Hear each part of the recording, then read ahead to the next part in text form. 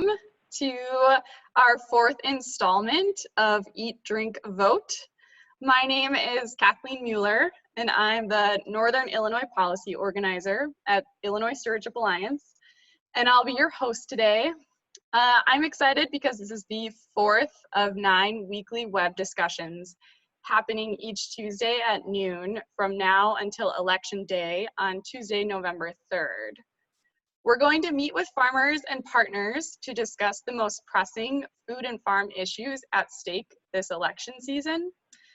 As many of you know, the Alliance is, we are an alliance of farmers and eaters who use our voices and choices to build a more just and regenerative local food system. Voting is one of the most important ways we can use our voice. To help you cast an informed choice on Tuesday, November 3rd, the Alliance solicited input from members at our annual meetings in February. We interviewed our leaders and worked with local and national partners to create an Illinois Food and Farm Candidate Questionnaire with 9 of the most pressing issues facing farmers and eaters across Illinois. So we sent the candidate questionnaire to all 50 congressional candidates running for the US House and Senate in Illinois and asked how they'd respond to the issues from food security and corporate control to climate change and racial equity. We are putting the finishing touches on the voter guide webpage now. We know you're eager to hear how your candidates responded. You can sign up to be the first to know when it's ready. So do that by visiting www.ilstewards.org/IWantAnswers and scroll to the bottom of the form and it says Get Notified. And you can sign up now to be the first to know when their responses are live. So you deserve to know where your candidates stand on these issues, so please take a look at the Food and Farm Voter Guide before Election Day on November 3rd. So before we begin our presentation though, I'd like to recognize the original caretakers of this land. Given the many geographies we are all joining this call from today, I would ask you to open the native land map that we'll link in the chat. If you could please find your location on the map and the communities that once cared for the unceded land on which you reside today. I ask you to critically think about a few pieces in this moment. This map is not perfect. It is eternally incomplete and may leave out or misrepresent Indigenous people and the intricacies of their territory. This moment is just that. A moment and acknowledgement. It does not absolve us from the years of complicitness, and it does not rebuild the lives of Indigenous people. These lands that we live and work on were the ancestral homes of Indigenous peoples that were forcibly removed, executed, and robbed of their traditions. And yet, even when faced with the most unthinkable circumstances, they are still here and thriving. So as we take a moment of silence, I ask you to join me in using this time to not simply as an acknowledgement, but as an opportunity to consider the ways you can take action in your community to support Indigenous people.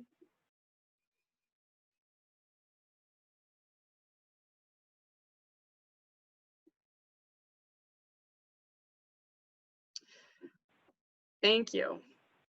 Okay. So let's get started. We're going to talk about the fourth question that we ask congressional candidates in our voter guide. So this question, the fourth question is, how should we tackle federal planning for urban agriculture and ensure that urban farmers do not fall through the cracks? This is an issue that the Alliance has worked on in some capacity, but we are certainly not the experts, which is why we have brought in some of those experts today. Many Alliance members are working hard to build a local food system in urban areas and face unique challenges in navigating an agricultural business in an urban environment. So we have a few of them on the call today. let me introduce you to Stephanie Dunn of Star Farm in Chicago, Alex Poltorak of the Urban Canopy in Chicago as well, and also joining us is Viviana Gentry Fernandez-Pellon. She is the Programs Director at Advocates for Urban Agriculture. So I'd love to start out by having you tell us a little bit about you and your farm. So we'll start with our farmers here. So Stephanie, if you'd like to go ahead and introduce yourself and tell us about Star Farm. Hello, everyone. Thank you for this opportunity and to be a part of this wonderful cast of advocates and leaders in agriculture. Really appreciate it. So I'm the founder and director of Star Farm Chicago, and we are a nonprofit urban farm and landscaping company located here on the south side of Chicago. Specifically, we're in the Back of the Yards neighborhood. We have about 4 different farm sites that we're growing on here in the neighborhood, and we've also co-founded the Back of the Yards Garden Alliance. There's a lot of urban growers here in the community.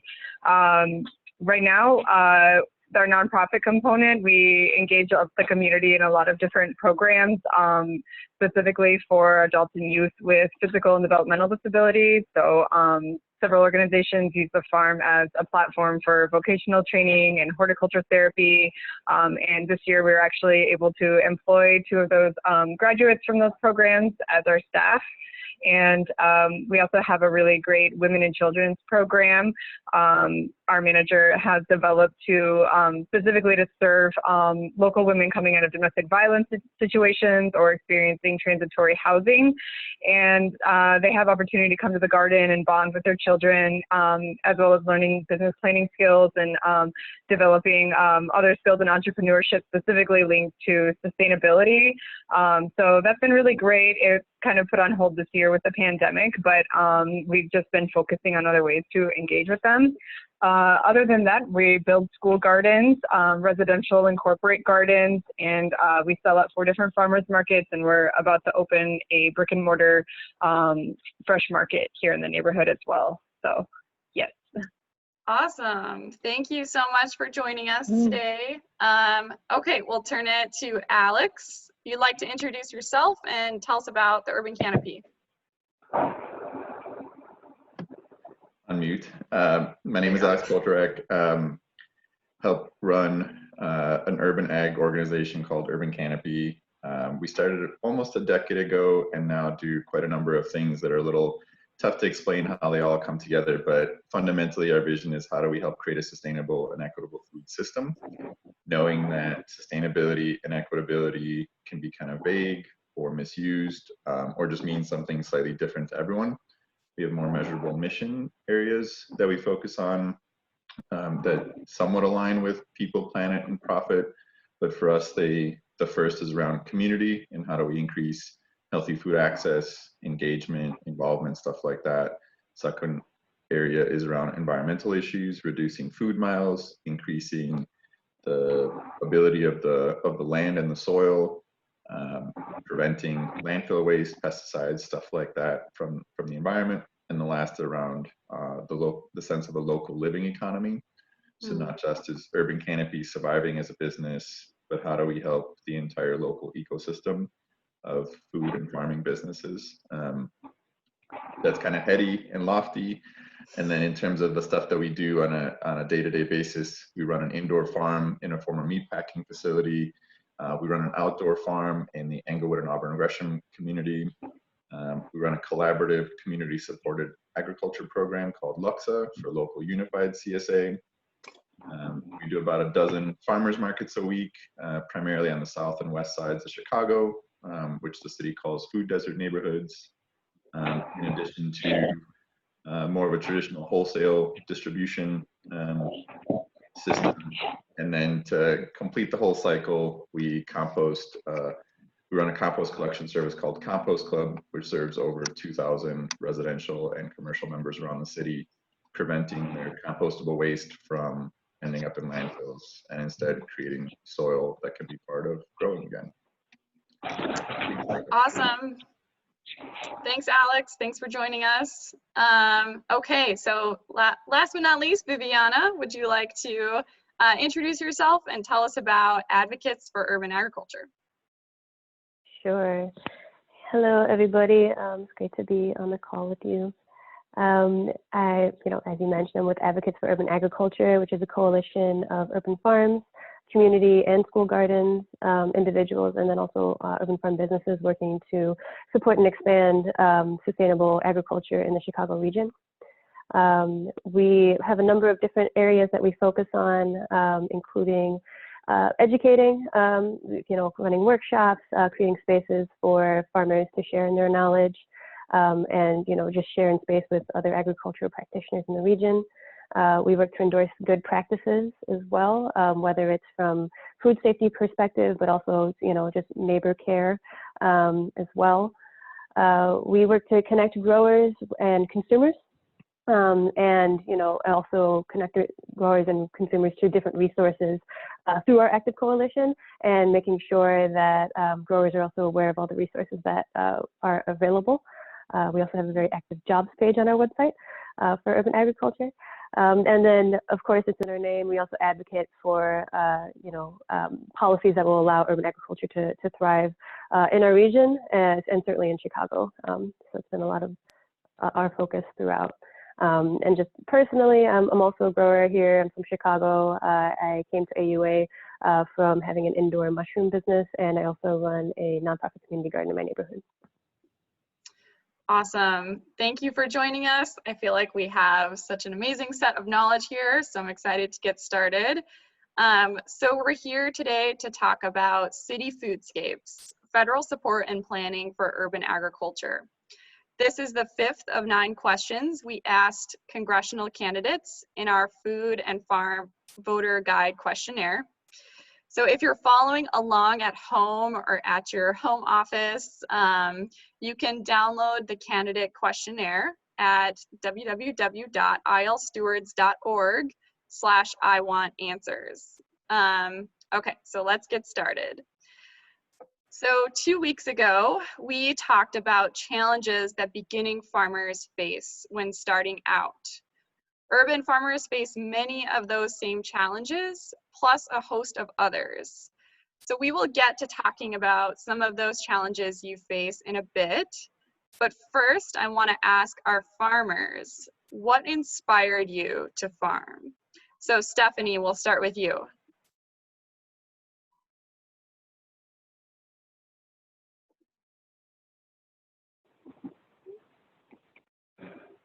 A little bit of a process here. Okay, well, thanks for picking on me, Kathleen.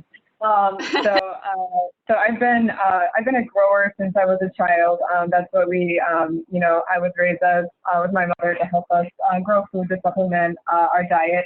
And when we were moving around a lot, we had to keep moving our gardens, and we're always living in urban areas in Chicago. So when I graduated from college, I had, some opportunities to either go different directions with my career, but I went with the most, the one that would bring me the most income.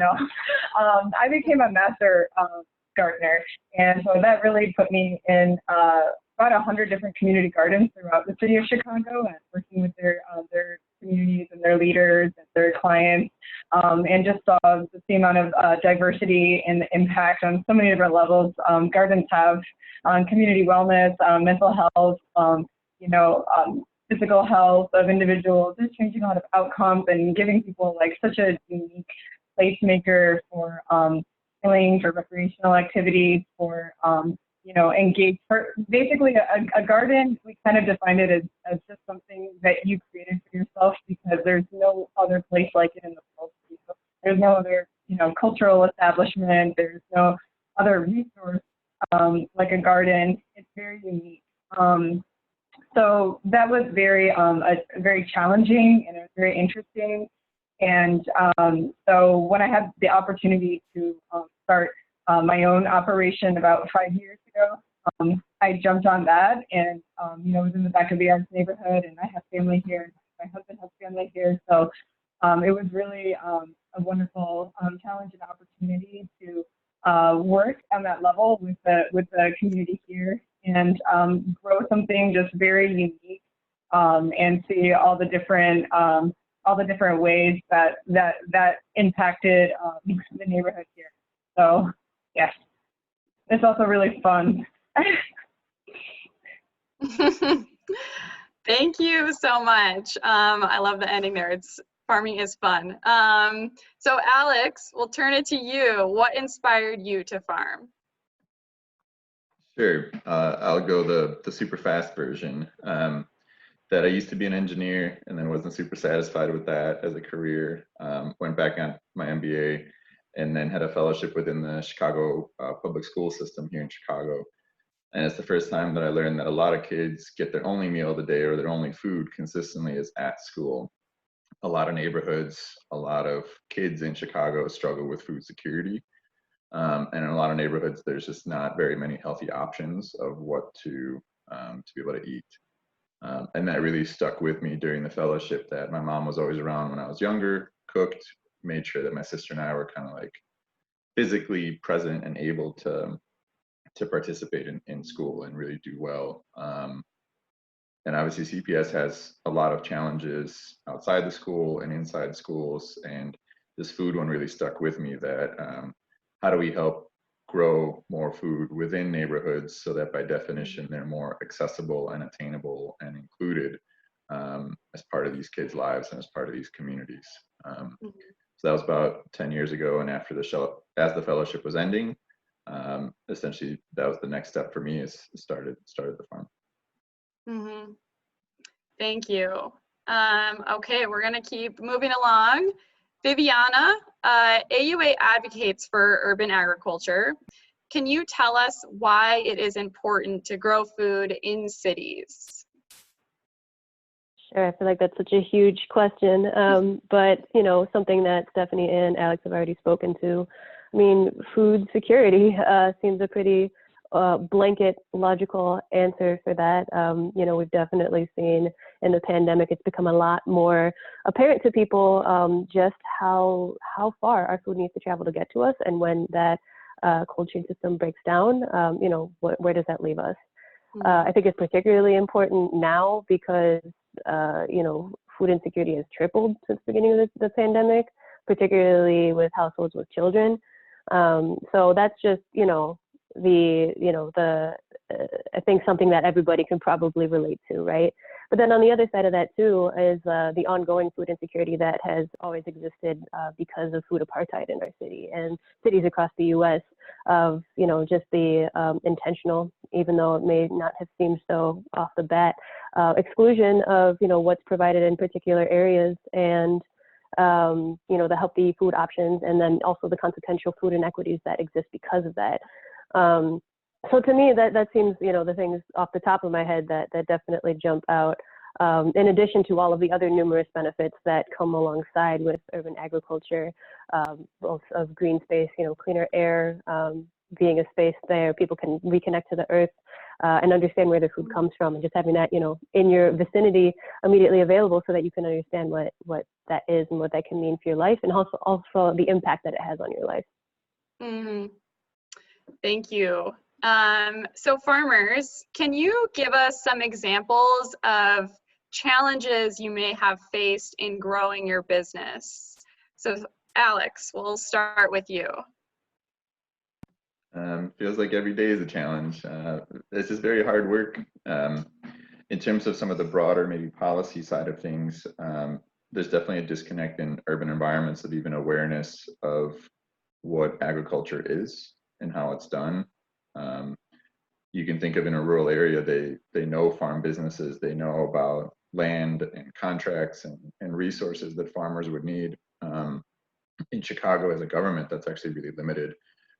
Oftentimes not being sure what licenses are required, how to structure land, how to structure contracts and leases, land agreements, all that kind of stuff is oftentimes missing or unavailable or really difficult to access. Even though the city says that they want to support stuff, oftentimes it is a bureaucratic challenge. I think we'll get into kind of water access, land access a little bit later, but all of those are also struggles for us as a business. We've definitely had challenges around staffing and also like land access on our own end. But farming is, as Stephanie mentioned, is maybe very fun and rewarding, but also really difficult and hard work on a daily basis. It can also be seasonal, which makes it difficult to employ lots of people year round purely on the farming side of things. And then I think for us being also purpose driven of trying to get as much quality food into the hands of people that really have limited access to funds or limited incomes, kind of conflicts at times with the difficulty of producing the food, and that if we're trying to make something that's a better quality product and grown in more holistic and both labor and earth friendly ways, oftentimes it costs more.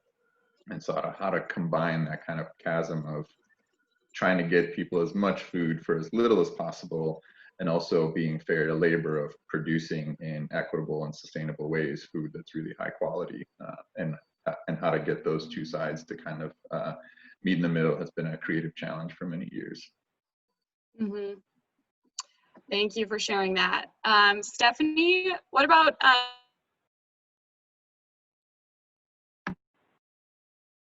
challenges that faced in growing your business? I guess growing the business, first of all, there's like a lot of non-education with farmers. Like a lot of people come into urban farming because like they don't know accounting, or like maybe like a lot of business management or employee management skills. And there's a lot going on in tax reporting and filing and registering your business. So there's like a lot of issues with that. So when like this year we experienced like a tremendous amount of growth, we have to go back and address all of that. You know, now we have to have bookkeepers and accountants, and so keeping up with growth is one thing, and being able to properly manage it, knowing how to like file taxes and stuff like that is really important. And as much as like the farmer education opportunities, like I've tried to engage with as much as I can. I don't know, there was a lot of that didn't happen. There's a lot of that like accounting and finances and business education, like that just didn't really happen. I think the Chicago Botanic Garden does like an okay job of that, but there's like a lot of support after that as your business is scaling up and you're adding other services. You know, like we have a residential composting service as well, and we do landscaping. So you know, what we've had to do like structurally with like the nonprofit, you know, is actually have a sub for-profit that manages the business side of things that helps, and then it's the nonprofit. So structurally, I think there's like a lot of like assistance and more education from practicing farmers, like, you know, like Alex and his operation. That would be really helpful. Prepare to lead some financial workshop, Alex. Also, just from the farmers market side of things, we're really bent on like destroying this like starving artist model of farmers. It's not sustainable for growers who are trying to like sustain themselves, and we need to kind of move away from that and figure out how to get farmers more income and keep them out, keep their duties like minimal as possible in the farm, so they're spending less time there. So like one of the things we're doing is like developing like a shared kitchen just for farmers, so that they can come and make value-added products with their produce, and then also store products in shared coolers, and be able to cut down significantly on waste. That's, you know, being no waste is a big thing for us this year and every year. But so that's a big item. And also just like the dynamics of farmers markets can sometimes be challenging for growers. You know, there's limited farmers markets in the city, and they all have different market managers that, you know, allow different things at the market in different quantities. And that can be really challenging. You know, there's the city markets, there's the independent markets, you know, different requirements for all of them. And at the end of the day, limited space for growers. And then for a lot of our growers, there's really only so much that they can, you know, bring to market, given their like very limited urban real estate that they're growing on. So, you know, like with Alex, you know, and us, like, you know, aggregating produce and everything, that's like obviously able to like expand our operation and serve like a lot more CSA clients than a typical urban grower. But you know, if you're only ever, your cap for walking away at the farmers markets is only like $350 or $500. That's like once a week. That's not really enough to sustain your operation. And if we want to look into like making an impact and environmentally and in the food system, we have to make it sustainable for these growers. So yeah, really trying to make moves towards that with like the brick and mortar operation and opening up stores so we can easily like streamline like purchasing from growers right into the marketplace for them and help support them, and sort of like also take away like the big work of like staffing a farmer's market, and then also only like limiting your income from that due to like various market managers restrictions. Mm-hmm. Also, one more thing too, a lot of farms at the markets are not from Illinois. So that's also something to take into consideration. You know, when you go into your farmer's market and like half of them are from, you know, Wisconsin or Indiana or Michigan, you know, we also need to support Illinois growers if we want like that money and the income generated in that market to like stay in Illinois and like join our taxes. So that might be something to consider as well. Mm-hmm. Thank you, farmers, for sharing that and laying those challenges out on the table. Just a disclaimer, I may have some connection problems, so sorry if I'm slow to respond. But to build off of that, so Viviana, you work with a lot of urban farmers that are navigating certifications, land access, and zoning barriers. Can you tell us what other challenges farmers in Chicago may be facing? Sure. Once again, you know, of course, the farmers can speak for themselves and highlighted a few of them already. You know, lately, something that's at the top of my mind is certainly water access. You know, right now, the city of Chicago has no equitable way for farmers to access water, and community gardeners at this point as well.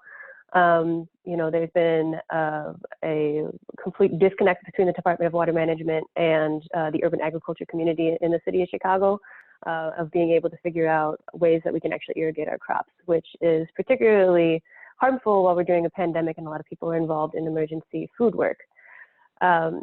So water access is certainly one of them. That's definitely something that we need to see change moving forward if we really want to see a thriving urban agriculture community in our city in particular, but I think it also can have waves throughout the region as well. Yeah, just being able to establish a fair rate, right? Because most urban farms, you know, it's incredibly expensive to install a water line, especially when you don't have secure land tenure. And that's folded into a lot of different things. But you know, if you don't know if you're going to have a piece of land for longer than 5 years, why would you put, you know, $30,000 into installing a water line? So that's, you know, and just, you know, startup costs of that when we already know the margins are slim in, you know, especially in fruit and veggie production. You know, it's just something that is really prohibitive. I would say another piece of that, you know, as both of them have already spoken to, is land tenure and being able to secure a piece of land, you know, particularly for ownership and not just being able to lease, even though that is also great, but then there's lots of zoning restrictions around that as well. So, you know, again, the city might say that it really wants to see certain things happening, but it really needs to be reflected in the policies for that to actually happen, for us to have a more significant impact on, you know, food access in the region. And you know that, and it seems like what it ends up being is that agriculture, urban agriculture in particular, ends up being a placeholder for other development to happen, and it's not really worked into the plan necessarily from the get-go. So, or at least that the urban farmers and community gardeners aren't actively involved in that process yet. Another piece that is, you know, often comes to mind is just soil quality. too. Urban soils are definitely prone to higher rates of lead contamination, cadmium, arsenic, and other common things that people run into. And so being able to, like, inherently you have to build up your soil to be able to grow food that you could feel good about. So that's where those composting programs become super key. But, you know, being able to make sure that that's balanced so that that one, it creates soil quality, and you can increase the water holding capacity, which is super important in a region that's prone to flooding. So yeah, there's all of those pieces, and you know, we've seen a lot of interesting developments through the pandemic of the sort of markets that people are able to reach, and I'm really just excited about all the creative ways that I've seen community gardeners and farmers working in the region to really adapt and provide for people. And I hope that that means that there'll be more funding to support that moving forward. Great. Thank you, Viviana. So we're gonna keep moving here. So in her response to the Food and Farm Questionnaire, Betsy Dirksen Londrigan, running for the 13th Congressional District in Central Illinois, said urban farmers face unique challenges and deserve resources tailored to helping address their unique issues. These challenges include finding land suitable for farming, as well as access to water and markets to sell their products. We must ensure that all levels of government are working together to provide resources that they are readily available, readily accessible to help our urban farmers succeed. So in the Food and Farm Candidate Questionnaire, we state that historically, urban farms have relied on programs not specifically targeted for urban farming, like community food projects or the Agriculture Conservation Easement Program. So I want to ask our farmers here, have you ever considered or had access to federal funding or programs before? So Stephanie, I'm going to ask you first. I know we got an educator grant from the USDA last year that helped us support some of our programming for adults and youth with disabilities. That was a really great start to that partnership. That was through the Minnesota, USDA Minnesota extension, which has really wonderful and progressive policies.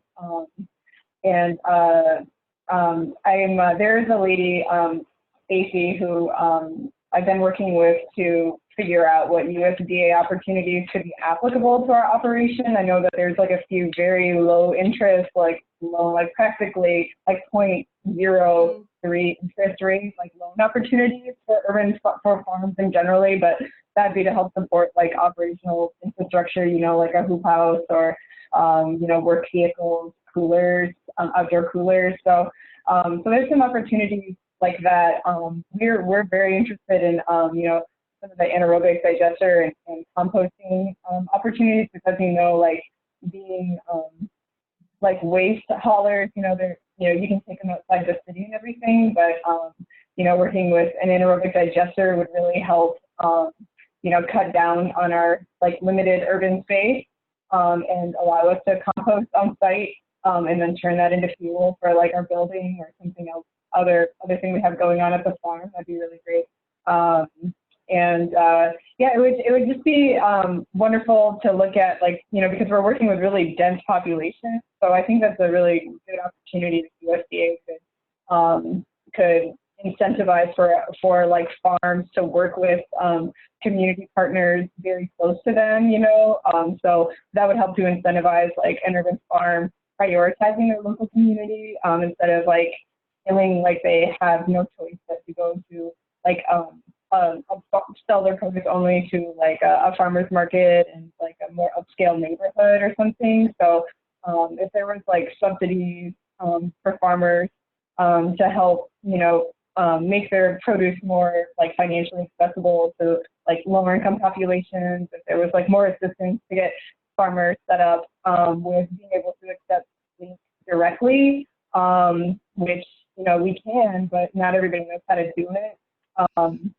and just other, if there's like another incentive for just go shopping at a farm, at your local urban farm, you know, so there's a lot of incentives. I mean, we should just be looked at as grocery stores, you know, like we're like little pop-up grocery stores in all the neighborhoods. And if the USDA could help, you know, farmers build like a connection with their local communities, because a lot of the south and west sides that have what's considered, you know, like more land in the whole city, that's where growers are settling.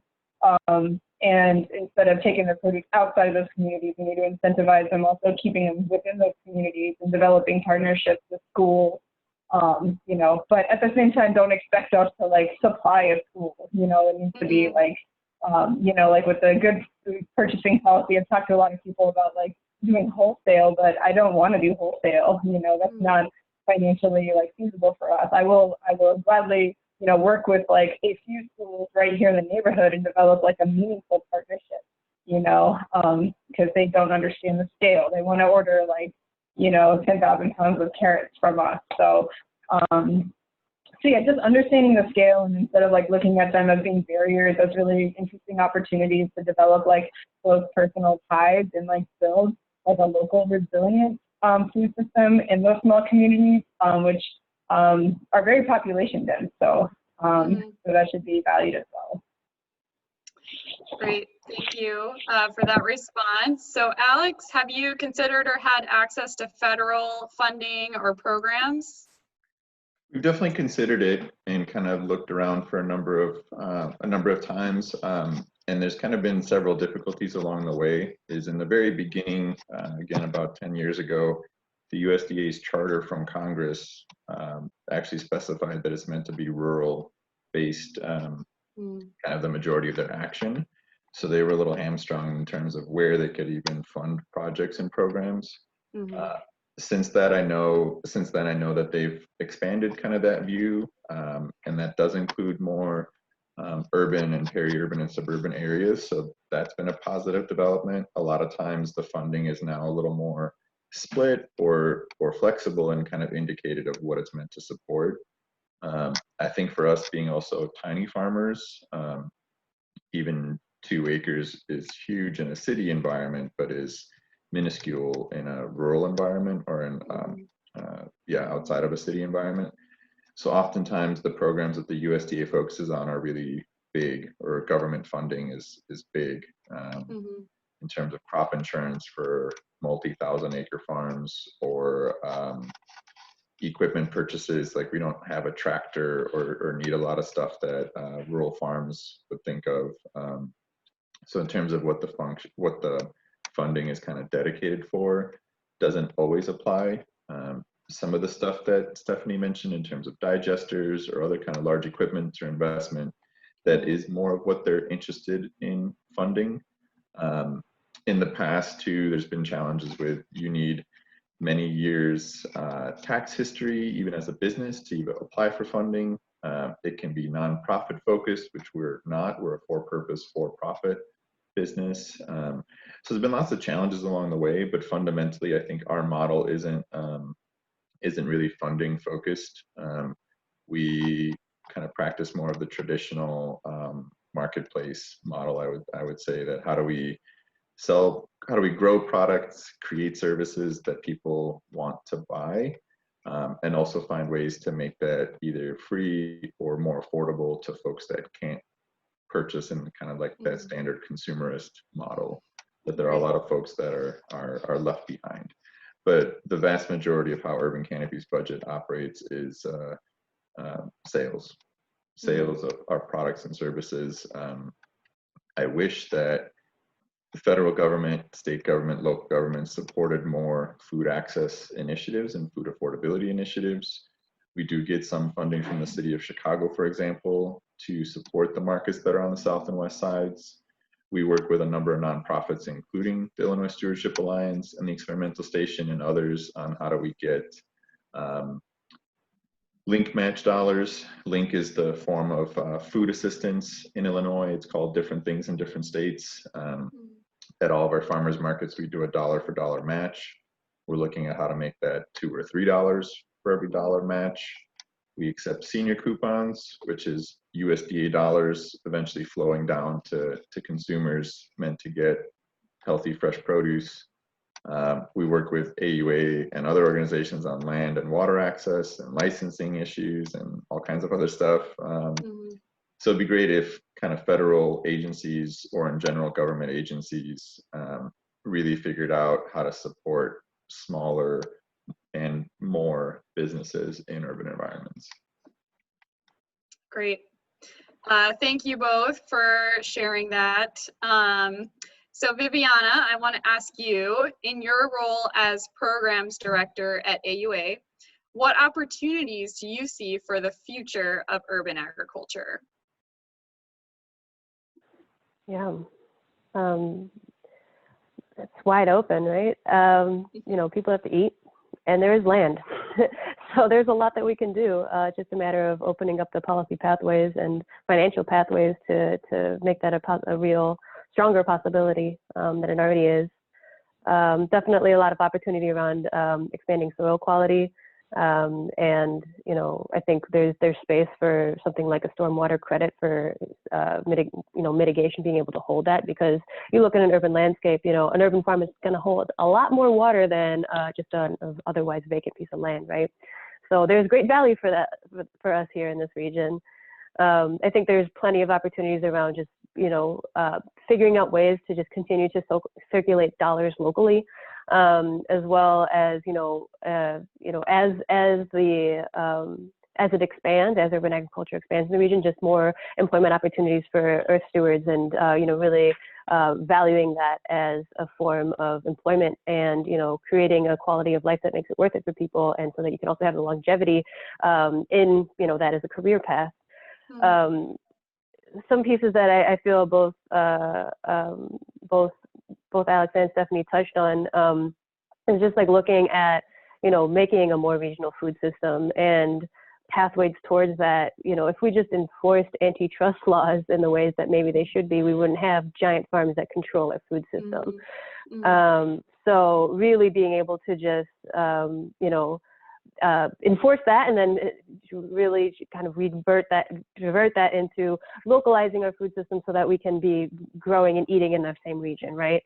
And one way that I can see that happening is just, if you look at the structure of how USDA subsidies are set up right now, the primary focus is around commodity crops, and so much money goes into that, like vast amount of money goes into that, when really in Illinois, there's only 4% of edible crops being grown.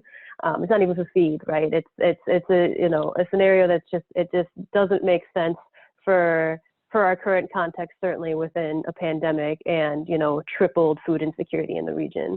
So if we took some of those subsidies that are going towards commodity crops like corn and soy, and instead diverted that funding towards specialty crops or, fruits and vegetables, that would make a world of a difference in how we're able to just have more sustainable farming, not only in the ecological sense, but also in the financial and quality of life sense for farmers as well, who are growing, food for people to eat. Yeah, thanks for sharing that. And I'm going to put in a quick plug to tune in next week to the same conversation, because they're going to be touching on some of those issues you brought up, Viviana, about antitrust laws and, consolidation. So yeah, thank you for that. Okay, so we are getting close to time, but we're going to keep moving. And I want to get to some of those, some important questions at the end here. So, but I want to share another response to our voter guide. So in her response to the Food and Farm Questionnaire, Teresa Rayborn, running for the 2nd Congressional District on the south of Chicago, said, we can also look into cleaning up abandoned buildings to utilize that land to build neighborhood agricultural enclaves for the various neighborhoods. These may not be large in scale, but they can be used by local schools to teach agriculture to our youth and train them for larger scale farming in the future. I also think that we can look into rooftop agriculture and gardens. So we asked this question to Viviana earlier, but farmers, I want to ask you, so why is it important to you to grow food in cities? Oh, Stephanie, sorry. Alex. Oh, me? Okay. I'm trying to call on Alex. Okay. I mean, urban areas are just, I mean, it's a place where we've all ended up here somehow, and we just keep getting chipped away from having access to land, whatever you do with that land, and that land just keeps getting turned into things that become privatized and end up keeping out a lot of people from resources, and it's a very you know, complicated issue, and it's a radical idea having land that is publicly accessed and provides for people nutritionally and attempts to have an equitable and challenges itself to have an equitable relationship with like the community that it's in. Having people to manage that and take ownership of that in like a political and economic climate that works against them in so many ways is really important, just for healing, for the social fabric of our city, for the well-being of, you know, youth and our elderly. And, you know, there's a lot going on with it that just, you know, with like a little bit of water can grow it into being a really effective and transformative opportunity. And I'm thinking here in Chicago, we're actually we have access to a lot of land, a lot of parks, and there's a lot of opportunity for urban ag. There's so many farms here, so many growers, and you know, they're all, you know, they're Chicagoans, you know, they're here, and you know, they should have a space here in the city, and like the city of Chicago should acknowledge the value that they have here and work with us to create like an environment in the future that that welcomes growers. So like our big thing here at Star Farm is that, you know, we're trying to sell urban ag to all of our clients. We're trying to also sell it to our youth that you have a future here. You have a future in sustainability. You have a future in the food system, and specifically you belong there. You know, you might not, you know, a lot of people don't see themselves represented, you know, in positions of power, but sustainability in the food system, which also links up to a lot of environmental issues. There's a lot of opportunity there for healing. And, you know, we want to make sure that all these people that walk away out of the farm, you know, with stars in their eyes, that want to grow up to be farmers and growers, that there is an environment for them in the future to be that, you know. So if we want to make a difference in the food system and with healthy food access, you know, and also, you know, create economic opportunities for our youth and people of all ages, really, then we need to start taking urban agriculture seriously as a business opportunity and as something that has like economic value, you know, overall, because we want lots of these farms, you know, we want lots of these gardens, and people underestimate the amount that we can produce, you know. Yeah, we just want to make sure that there's a future for all the growers here in the city of Chicago. Mm-hmm. Thank you for that, Stephanie. So I'm going to skip us ahead here a little bit. So I want to get to this question. So what are some solutions to support urban ag that you'd like to hear congressional candidates discuss? So Alex, I'll turn it to you if you have any thoughts on that. I was all prepared for the other question mentally. Sorry. In terms of, so federal congressional action that supports this, I think one of the points that was kind of mentioned before, I don't recall if it was Stephanie or Viviana, but a lot of times urban areas do require cleanup for that soil to be healthy to use, even healthy to be in. Here on the south side of Chicago, especially, and on the west side, we had active coal plants spewing stuff up until a few years ago, and only stopped due to the activism of a lot of grassroots organization and not really congressional support from the top. And so there's a lot more of that. I think the big polluters are the ones that are like obvious, are the ones that are usually attacked. But in general, support for cleaning up post-industrial sites, these so-called Superfund sites, they're still near and in communities that struggle with poverty and health and food security. Mm-hmm. And really funding our cities to be beautiful and clean will further support people living healthy, fulfilling lives. And farming is just one portion of that. I think similarly with our rivers, there's a lot of grassroots organizing around cleaning up the Chicago River, cleaning up the other waterways and tributaries, not just in Chicago, but pretty much all urban environments in the US have some sort of water near them that originally supported that city. And I'd love congressional leaders to really take environment as a whole and poverty as a whole, something that they tackle more aggressively and view in the lens of not an abstract thing, but something that affects people directly on a day-to-day basis in the form of food, in the form of their health, and stuff like that.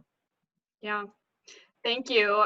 Stephanie or Viviana, do you have anything you'd like to add to that?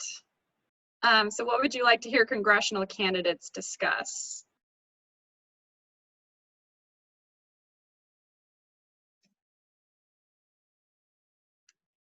Okay, that's okay. You don't. Okay. Oh, unless you want to. I mean, I could mention. I mean, certainly, you know, given the climate that we're in now and moving forward, expanding SNAP and simultaneously extending subsidies to farmers growing specialty crops, urban farmers in particular, because so many people are involved in emergency food programs, and even if they're not, it's a great source of local food. And you know, I'm not sure where it stands now, but having an 18-hour minimum in order to be able to get SNAP that was created under Trump definitely has to go, because it just doesn't fit the times now. There's plenty of things that I would love to see them talk about, but certainly increasing federal support for young farmers and particularly BIPOC farmers, especially around land acquisition as a form of reparations. Yeah, thank you for that. So I really want to get to this last question so everyone has a chance to answer, but I want to remind everyone viewing or listening in to don't forget, we are putting the finishing touches on the voter guide webpage now. So we know you're eager to hear your candidates' responses. You can sign up to be the first to know when it's ready. So visit aislestewards.org/IWantAnswers and scroll to the bottom for the form that says Get Notified. And you can sign up there. You deserve to know where your candidates stand on these issues. So I really want everyone to get a chance to respond to this question. So we'll have to do it a little bit quickly, but why is it important to be a food and farm voter? Or another way of asking that is, what difference would it make if there were more champions of urban agriculture in Congress? So that food and farm voter, you know, why is that important? Alex, we'll start with you.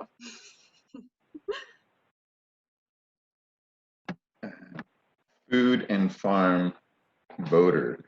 Yeah, I think it impacts a lot of people. And so really focusing on someone that wants to serve their community, serve their constituents, realizing that a lot of people, way more than you think, it was 1 in 6 before COVID, were struggling with food insecurity, and an even higher fraction of children struggle with that. So if you want to directly support people being able to live healthy lives, voting on food and farm stuff in a true sense, not mega farms, not big ag, and not chemical-based systems. If you really want to support small-scale farmers that grow the majority of the food we actually eat or need to be eating, that becomes a really significant thing to focus on, is the environmental impacts, the social and poverty impacts on that, and all the health side of things. Yeah, thank you. Stephanie, Why is it important to you to be a food and farm voter? I second everything Alex said. Thank you for that. Just go out and do it because we need you to do it. We're so busy. We got our heads in the ground. We come up for air briefly in the wintertime as farmers just to do some R&D for the rest of the season. But, you know, I mean, like I live and work in the neighborhood, you know, the same neighborhood. So it's like hard for me just to even get out of the neighborhood sometimes. And, you know, staying in touch with like all of these worlds and these happenings and Zoom calls and everything is really challenging when you're literally out in the field. You need to work with both of your hands. You have like, you know, 5 different things happening. You know, we're busy and we're trying, and a lot of farmers work multiple jobs and have other side hustles that we have to do just to like support our families or our friends. So, you know, sometimes like we're not our own best advocates. And so, you know, if you love farmers, if you love small farmers, if you want to see more small farmers, if you want to be one or just eat better food and see better food go out to people that deserve it and that need it, then definitely, you know, voting is so important. And this is like a rare chance that we have. Unfortunately, you know, local food has come to like, you know, the forefront of a lot of conversation. So I think it's a good time to take advantage of that momentum too. Thanks, Stephanie. Viviana, real quick, why is it important to be a food and farm voter? You know, just to be able to hold our representatives accountable. I feel like so few times they actually understand what the needs are, particularly around urban agriculture.